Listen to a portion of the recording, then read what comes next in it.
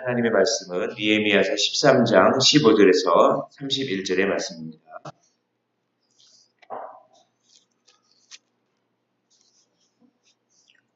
느헤미야서 13장 15절에서부터 31절의 말씀입니다. 우리 찾으신 줄로 알고 한 절씩 교독을 하시고 마지막 절은 함께 읽도록 하겠습니다. 그때 내가 본즉 유다에서 어떤 사람이 안식일에 술토를 밟고 곡식단을 나귀에 실어 운반하며 포도와 무화과와 여러 가지 짐을 지고 안식일에 예루살렘에 들어와서 음식물을 팔기로 그날에 내가 경계하였고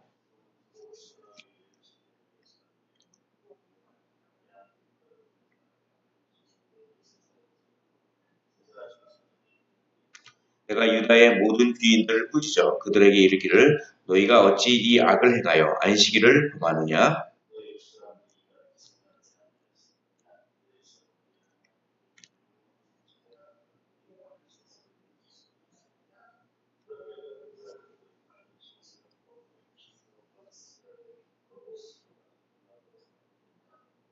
안식일 전 예루살렘 성문이 어두워갈 때에 내가 성문을 닫고 안식일이 지나기 전에는 열지 말라 하고 나를 따르는 종자 몇을 성문마다 세워 안식일에는 아무 짐도 들어오지 못하게 하였으므로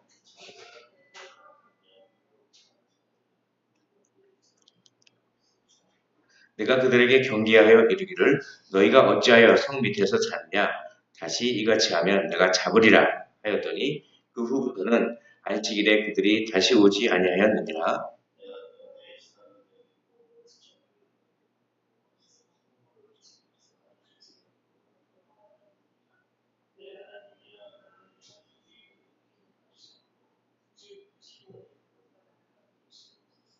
그때 내가 또 본즉 유다 사람이 아스돗과 암몬과 모압 여인을 맞아 아내로 삼았는데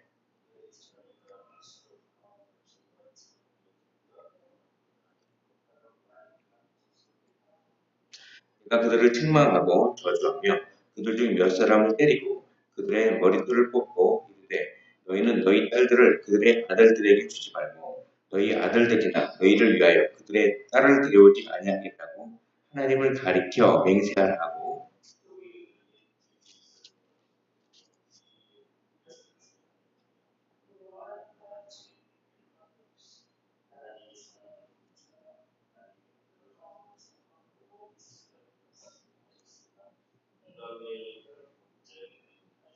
너희가 이방 여인을 아내로 맞아 이 모든 큰 악을 행하여 우리 하나님께 범죄하는 것을 우리가 어찌 용납하겠느냐.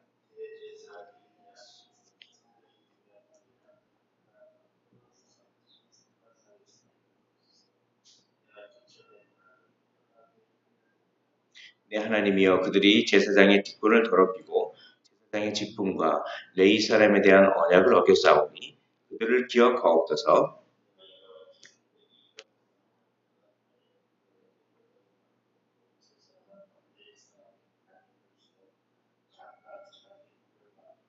함께 읽겠습니다. 또 정한 기한에 나무와 처음 익은 것을 드리게 하였사오니 내 하나님이여 나를 기억하사 복을 주옵소서.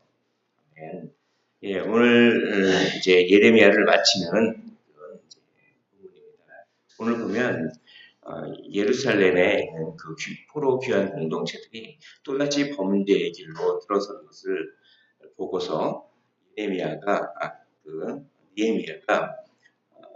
다시 개혁을 더 강하게 추진하는 그런 모습을 봅니다. 그들은 안식일의 법을 어겼고 또한 그들은 이방 사람들과 결혼을 했습니다. 오늘 13장 오늘 본문은 아니지만 어제 본문이었지만 13장 7절을 이제 보시면 이렇게 되어 있습니다. 7절을 보면 예루살렘에 이르러서야 엘리야십이 도비아를 위하여 하나님의 뜰에 방을 만든 악한 일을 하니라. 그러니까 하나님의 성전에 거기에 이방 사람들을 위한 방을 만들었다. 이렇게 얘기합니다. 10절을 보십시오. 13장 10절에 내가 또 알아본즉 레위 사람들이 받을 몫을 주지 아니하였으므로 그 직무를 행하는 레위 사람들과 노래하는 자들이 각각 자기 밭으로 도망하였기로. 그러니까 원래 레위 사람들은 일하면 안 되는데 레위 사람들에게 몫을 주기로 했는데 그 레위 사람들에게 받을 몫을 주지 않으니까 이 사람들이 자기 밭으로 가서 생업을 위해서 일하게 되는 그런 일이 벌어집니다. 그러니까 여기 보십시오. 안식일법을 어겼다고 오늘 본문에 말합니다. 또 이방 사람들과 결혼했다는 것을 또 본문이 말합니다. 또 본문이 뭘 말하냐면 레위 사람들이 받을 몫을 제대로 주지 않았다. 이 세 가지를 다 어겼다. 그런데 이 세 가지는 그들이 반드시 지키겠다고 언약을 새롭게 언약을 했던, 맹세를 했던, 바로 얼마 전에 맹세를 했던, 그러니까 성벽이 지어지고 나서 그들이 하나님의 말씀을 읽으면서 막 회개 기도를 하고 그러지 않았습니까? 일주일 동안 하나님의 말씀을 읽고서 그것도 부족해서 하나님의 말씀을 또 더 읽고 에스라가 이렇게 강독할 때 그걸 듣고 그들이 니헤미야서 9장에 보면 9장 전체를 자기 조상들을 돌아보면서 그렇게 회개를 하고 그들이 언약을 합니다. 그 언약을 한 게 10장 31절과 30절과 31절에 있습니다. 한번 10장 30절과 31절을 한번 보도록 하겠습니다. 읽어보도록 하겠습니다. 10장 30절과 31절. 우리의 딸들을 이 땅 백성에게 주지 아니하고 우리의 아들들을 위하여 그들의 딸들을 데려오지 아니하며 혹시 이 땅 백성이 안식일에 물품이나 온갖 곡물을 가져다가 팔려고 할 때라도 우리가 안식일이나 성일에는 그들에게 사지 않겠고 일곱째 해마다 땅을 쉬게 하고 모든 빚을 탕감하리라 하였고 이렇게 이제 말하고 있습니다. 또 보십시오. 또 보면 36절에 보십시오. 36절에 보면 10장 36절입니다. 또 우리의 맏아들들과 가축의 처음 난 것과 소와 양의 처음 난 것을 율법에 기록된 대로 우리 하나님의 돈으로 가져다가 우리 하나님의 전에서 섬기는 제사장들에게 주고 이렇게. 그러니까 그들이 언약을 하는데 안식일에 물품이나 온갖 곡물을 가져다가 팔려고 할지라도 우리가 안식일이나 성일에는 그들에게 사지 않겠다. 안식일을 지키겠다. 이렇게 얘기하고 또 10장 30절에 우리의 딸들을 이방 백성에게 주지 아니하고 우리의 아들들을 위하여 그들의 딸들을 데려오지 아니하고 또 이렇게 그러니까 그들이 맹세를 한 것 이방 사람들에게 결혼하지 않고 안식일을 범하지 않고 제사장들에게 줄 몫을 제대로 주고 이걸 다 어겨버린 것입니다. 불과 얼마 전에 했던 그 맹세를 다 어기는 그만큼 인간은 그냥 연약합니다. 왜 이들이 안식일을 법을 어겼겠습니까? 그들이 어떻게 보면 생업에 쫓겼던 것 같습니다. 그들이 하루 벌어서 하루 먹고 살기 바쁠 정도로 그들의 생활이 쪼들렸던 것 같습니다. 그러니까 안식일에도 이방 사람들은 안식일에 대한 개념이 없으니까 이방 사람들은 물건을 팔면 그걸 사다가 또 얻게 하고 그렇게 그러나 안식일을 지킨다는 것은 나의 먹고 사는 것, 나의 생활을 하나님께서 책임져 주신다라고 하는 믿음의 결단이요, 믿음의 고백입니다. 그러니까 이 안식일을 지킨다는 것 속에서는 우리는 하나님의 백성이기 때문에 하나님이 우리를 지켜주신다라고 하는 정체성이 여기에 있습니다. 정체성이야말로 가장 중요한 것입니다. 우리는 하나님의 백성입니다. 하나님의 자녀다. 그러므로 하나님의 율법을 지킬 때 하나님께서 우리의 인생을, 우리의 먹고 살 것을, 우리의 모든 것을 다 하나님께서 채워주신다. 너희는 먼저 그의 나라와 그의 의를 구하라. 그러면 이 모든 것을 너희에게 더하시리라. 라고 하는 이 정체성을 발산하는 것입니다. 또 보십시오. 또 안식일뿐만 아니라 또 이방 사람들의 딸과 이방 사람들의 아들과 이렇게 결혼시키는 것도 마찬가지입니다. 그것도 단지 그들과 결혼하는 것 그 자체가 문제가 아니라 무엇입니까? 정체성이 문제입니다. 정체성. 이방 사람들과 결혼하는 그 자체가 문제가 아니라 무엇이 문제냐면 이방 사람들과 결혼하면 이방 사람들이 섬기는 그 우상이 들어옵니다. 우상의 문화가 들어오고 그들의 신들이 들어옵니다. 그러면 어떻게 되냐면 정체성에 문제가 생기는 것입니다. 오늘 보십시오. 13장 24절을 보십시오. 13장 24절. 13장 24절에 이렇게 되어 있습니다. 그들의 자녀가 아스돗 방언을 절반쯤은 하여도 유다 방언은 못하니 그 하는 말이 각 족속의 방언이므로. 그러니까 이게 이방 사람들과 결혼을 시켰는데 그 이세들이 히브리 말을 못하는 겁니다. 오히려 이방 말은 하는데 히브리 말을 못하는 거예요. 우리 한국 사람이 이렇게 뭐 이민 1세대 정도 되면 그래도 한국말을 하는데 2세대, 3세대에 가면은 겉모습은 한국 사람이지만 이민 2세대 정도만 가더라도 한국말을 아예 못하고 영어만 합니다. 말을 못한다는 것은 거의 정체성을 거의 잃어버렸다고 해도 과언이 아닐 정도로 말 속에는 그 민족의 고유한 정체성이 거기에 들어있는 것입니다. 그런데 히브리 사람의 히브리 말을 못해버리는 것입니다. 그러니 율법이나 제대로 읽겠습니까? 성경을 제대로 읽지도 못하겠죠. 그러니 정체성이 이렇게 사라져가는 것입니다. 왜 이방 사람들과 결혼을 했겠습니까? 솔로몬도 마찬가지입니다. 오늘 솔로몬도 그렇게 했다가 우상의 이방 여인들이 솔로몬을 범죄하게 했다라고 하면서 솔로몬이 예를 들면서 느헤미야가 강력하게 얘기를 하는 것인데 왜 솔로몬은 이방 여인들과 그렇게 결혼했겠습니까? 그것은 정략 결혼입니다. 많은 이방 사람들과 결혼함으로 말미암아 그들과 친족 관계를 맺으면 친족 관계를 맺음으로써 정치적인 이득을 보고 그들과 평화 조약을 맺고 그럼으로써 어떻게 됩니까? 나라를 이렇게 부강하게 만들려고 하는 그런 정략 결혼의 성격이 강했습니다. 이것은 하나님만을 의지하지 않고 어떤 자신의 정치적인 노력을 의지하겠다라고 하는 그런 것입니다. 이것은 안식일을 어기는 것과 어떻게 보면 같은 맥락입니다. 하나님만을 의지하지 않고 자기 자신의 노력에 의해서 벌어먹고 살겠다. 다 뭡니까? 하나님을 의지하지 않겠다라고 하는 것입니다. 하나님만을 의지하지 않고 하나님도 좀 의지하지만 나의 노력과 나의 계획과 나의 어떤 정치적인 어떤 노력도 다 이용하겠다. 하나님만 의지하지 않겠다. 하나님도 의지하지만 이것도 의지하겠다.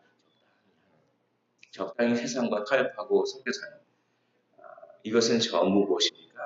정체성의 문제입니다. 사실 이 안식일법을 이렇게 어기고 그리고 이방 사람들과 결혼하고 이것 때문에 바벨론의 포로로 끌려가게 된 것입니다. 예레미야서에 보면은 예레미야가 이렇게 안식일을 너희들이 제대로 좀 지켜라. 그런데 그들이 목이 굽어서 그걸 제대로 지키지 않았다. 이런 얘기가 예레미야 선지자의 글에 보면 나옵니다. 그건 뭘 뜻합니까? 너희들이 그렇게 안식일법을 어겨서 즉 너희들의 정체성을 유지하지 못했기 때문에 하나님께서 진노하사 너희를 바벨론의 포로로 이렇게 끌려가게 만들었다. 또 이방 사람들과 결혼하고 솔로몬이 그래서 어떻게 됩니까? 산당의 문화가 들어와서 그 열왕기서에 보면 그들이 산당을 제어하지 아니하였다. 산당의 그 죄악을 하나님만 의지하지 않고 어떤 자기 자신의 정치적인 세력을 의지하는 그 산당의 산당을 없애지 아니하였다. 그러므로 어떻게 됩니까? 바벨론 포로로 끌어가는 것입니다. 그러니까 자신들의 조상들이 바벨론 포로로 끌려가게끔 했던 그런 죄를 포로에서 귀환한 공동체가 똑같이 저지르는 것입니다. 잠언에 보면 이런 얘기가 있습니다. 개가 그 토한 것을 다시 먹는다. 이런 얘기가 있습니다. 바로 그런 것과 똑같은 것이죠. 자기 조상들이 잘못해서 포로로 끌려가게 했던 그 똑같은 죄를 포로에서 해방돼서 귀환한 공동체가 똑같이 저지르고 있습니다. 왜 그럽니까? 먹고 살기 바빠서. 당장 먹고 살기에 바쁘고 그것이 두렵기 때문에 내가 내 노력을 하지 않으면 누가 나를 먹여 살릴까? 이건 현대의 크리스찬도 똑같이 적용되지 않습니까? 바쁘게 삽니다. 그래서 하나님만을 의지하지 않습니다. 자기 자신의 어떠함을 의지하려고 하는 현대의 크리스찬들도 여기에 똑같이 해당되지 않겠습니까? 그것은 정체성이 약하기 때문입니다. 정체성이야말로 믿는 사람들이 지녀야 할 가장 큰 그런 덕목입니다. 그래서 호세아 선지자는 이렇게 얘기합니다. 알라 여호와를 힘써하라.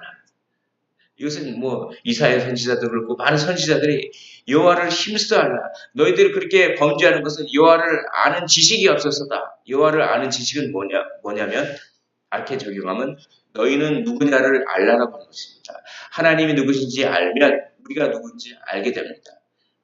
하나님에 대한 바른 지식, 또 우리에 대한 바른 지식, 우리에 대한 정체성, 하나님을 의지하지 않으면 안 된다고 하는 그 정체성, 그것을 알으라는 것입니다.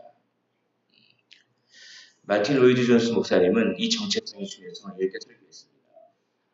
어떤 어머니가 있는데 그 어머니가 갑자기 치매에 걸려서 자기가 어머니인 것을 잊어버립니다. 정체성을 잃어버립니다. 그런데 어머니가 젊은 엄마였습니다. 근데 젖먹이 엄마였는데 젖먹이가 울고 있었습니다. 근데 그 어머니가 자기가 어머니인 정체성을 잃어버린 것입니다. 치매에 의해서. 그러면 그 우는 젖먹이 어린아이의 운명은 어떻게 될까요? 끔찍하게 되지 않겠습니까? 이렇듯 정체성은 한 사람의 생명과 연결되어 있다라고 이렇게 설교했습니다. 오늘 그 설교가 떠오릅니다. 우리가 누구인가? 그 정체성을 계속 지키십시오. 그 지키는 방법은 오로지 한 가지입니다. 그것은 늘 깨어있고 기도하는 것입니다. 오늘 말씀을 보면 말씀에 이런 말씀이 반복됩니다. 15절을 보십시오. 15절 13장 느헤미야 13장 15절 그때 내가 본즉 이렇게 되어 있습니다. 또 느헤미야 13장 23절을 보십시오. 그때 내가 또 본즉 이렇게 되어 있습니다. 느헤미야 13장 10절을 보십시오. 내가 또 알아본즉 이렇게 되어 있습니다. 느헤미야 13장 6절을 보십시오. 그때는 내가 예루살렘에 있지 아니하였느니라. 그러니까 예루살렘에 잠시 느헤미야가 잠시 이렇게 떠나 있을 동안에 이런 일들이 많이 벌어진 것입니다. 느헤미야는 늘 깨어 있었습니다. 늘 바라봤습니다. 그때 내가 본즉 자기 자신을 늘 돌아보는 것입니다. 늘 깨어 있는 것입니다. 그래야 정체성을 유지합니다. 그리고 무엇합니까? 기도하는 것입니다. 오늘 31절을 보십시오. 오늘 느헤미야서 마지막 절을 보십시오. 이렇게 되어 있습니다. 또 정한 기한에 나무와 처음 익은 것을 드리게 하였사오니 내 하나님이여 나를 기억하사 복을 주옵소서. 내 하나님이여 나를 기억하여 주옵소서라고 기도하는 것입니다. 느헤미야는 이런 기도를 많이 했습니다. 느헤미야에서 여러 군데에 보면 다 찾아보진 않겠지만 느헤미야의 기도의 특징이 기억하옵소서라고 하는 기도입니다. 느헤미야는 성전 건축할 때도 최선을 다하네. 주님, 제가 최선을 다한 것을 알고 계시죠. 저를 기억하여 주옵소서. 이렇게 기도했습니다.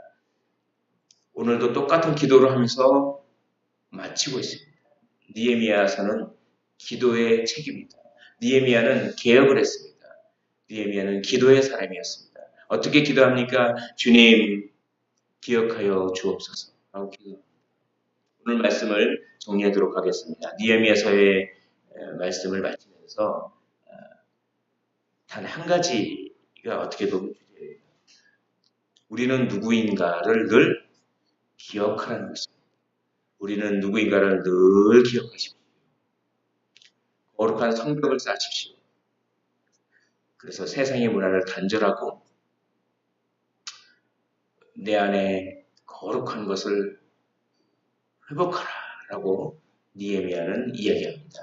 늘 깨어 있어서 주님 저를 기억하옵소서라고 하면서 마귀가 우는 사자와 같이 삼킬 자를 찾는 이때 우리의 정체성을 유지하시고 그러므로 말미암아 거룩한 하나님의 백성으로 살아가시기를 복의 통로가 되시기를 주님의 이름으로 축복을 드립니다. 기도하겠습니다. 하나님 아버지, 이제 느헤미야서를 쭉 묵상하고 마치면서 느헤미야서에서 하나님께서 특별히 강조하는 것이 무엇인지를 알게 하심을 감사드립니다. 그것은 우리가 누구인가를 늘 기억하는 것입니다. 거룩한 성벽을 다시 쌓고 거룩한 것을 다시 재건하는 것입니다. 하나님, 늘 깨어 있어서 우리가 하나님의 자녀임을 늘 기억하며 늘 기도하는 기도의 사람이 되게 하여 주옵소서. 그러므로 하나님께 영광 돌리고 참으로 하나님의 놀라운 거룩함을 이 시대에 전달할 수 있는 복의 통로로 저희를 사용하여 주옵소서. 감사드리며 예수 그리스도 이름으로 기도하옵나이다. 아멘. 오늘